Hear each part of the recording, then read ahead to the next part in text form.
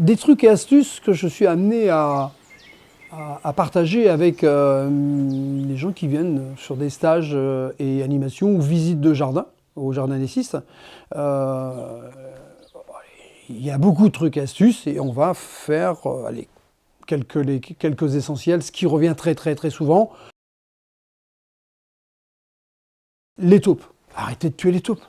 Arrêtez de tuer les taupes, ça fait un travail considérable dans le sol. Ah ok, ça fait des taupinières. Ouais, ça fait des taupinières. Alors on va trouver un truc tout simplement, ce qui va arranger tout le monde. On va pas les tuer et on va aller chasser un petit peu des zones de culture ou dans sa pelouse. À bordure de pelouse, bordure d'allée, il y a généralement des galeries, là où on voit quelques taupinières. Mais un truc tout simple. Du fer à béton, pas plus gros que ça. Vous le plantez dans la terre. Si possible, proche d'une galerie, là où il y a des passages réguliers. Mais même s'il n'y a pas de galerie, plantez la tige dans le sol. Mettez une boîte de conserve en envers dessus. Ou une bouteille d'eau, simplement. Une bouteille d'eau qui va bouger avec un tout petit peu de vent. Vous n'imaginez pas les résonances qu'il va y avoir, les résonances qui vont suivre la tige de fer. Ça va faire un effet d'onde dans le sol. Je peux vous assurer que la taupe, elle va aller un petit peu plus loin. D'accord, elle n'est pas tout à fait aveugle, elle ne voit pas grand-chose, mais elle entend bien. Donc là, elle va aller voir ce qui se passe ailleurs. Plus de dégâts de taupe chez vous.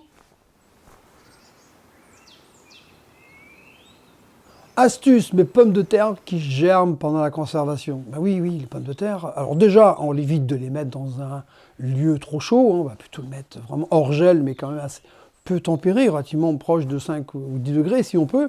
Si on le met sous l'évier dans la cuisine, forcément, là, ça germe tout de suite. Alors, essayez de trouver un endroit, cave, cellier, un endroit hors gel où vous allez pouvoir les stocker. Et puis pour les stocker, ben, un truc. Vous allez mettre des cales ou des parpaings, une planche ou 2 ou 3 morceaux de bois sur ces parpaings. Vous mettez vos caisses de pommes de terre, si possible ajourées, et dessous des pommes d'arbres sous les pommes de terre. On fait l'inverse. Les pommes en dessous vont faire quoi? Elles vont dégager un gaz qui généralement fait mûrir les fruits dans la corbeille de fruits. On utilise les pommes à côté des bananes. Attention, ça mûrit très vite. Et bien, la même chose. Ce gaz qui est dégagé, l'acétienne qui est dégagée par la pomme, qui est en train de mûrir, le gaz étant plus léger que l'air va monter, va venir lécher légèrement les pommes de terre qui sont stockées au-dessus, et on va inhiber le départ du germe, on va empêcher.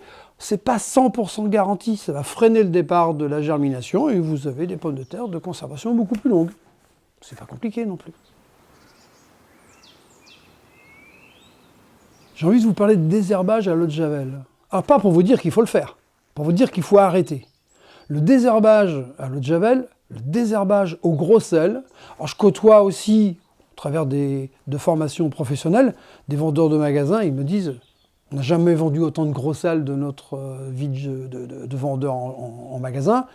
Ça ne sert pas pour saler les morceaux de cochon, hein, ça sert pour désherber les allées. » Bon, il faut arrêter, hein. L'eau de javel, le gros sel, tout ça c'est du chlore. Arrêtez de mettre du chlore à tour de bras dans vos allées, sur les sols, parce que les lombrics en dessous, ils ne vont pas vivre longtemps à ce rythme-là. Les lombrics, c'est la vie du sol. Il faut arrêter de tuer le sol. Donc plus d'eau de javel, plus de gros sel. Par contre, arrêtez de jeter l'eau de cuisson. L'eau de cuisson, surtout quand vous avez cuit des pâtes, cuit des pommes de terre, du riz, vous avez de l'eau chaude et de l'amidon. Là, je peux vous assurer que vous mettez ça sur les herbes que vous avez devant la maison, dans la cour devant chez vous, dans quelques allées, et vous en avez au moins 1 ou 2 fois par semaine de cette eau de cuisson que vous jetez dans l'évier. Mettez-le sur les adventices, sur les petites choses qui vous gênent dehors, là, et ça brûle. C'est cramé pour 2-3 mois. Surtout avec l'amidon, l'impact de brûlure est beaucoup plus élevé que l'eau chaude seule. Et là, vous avez un bon désherbage.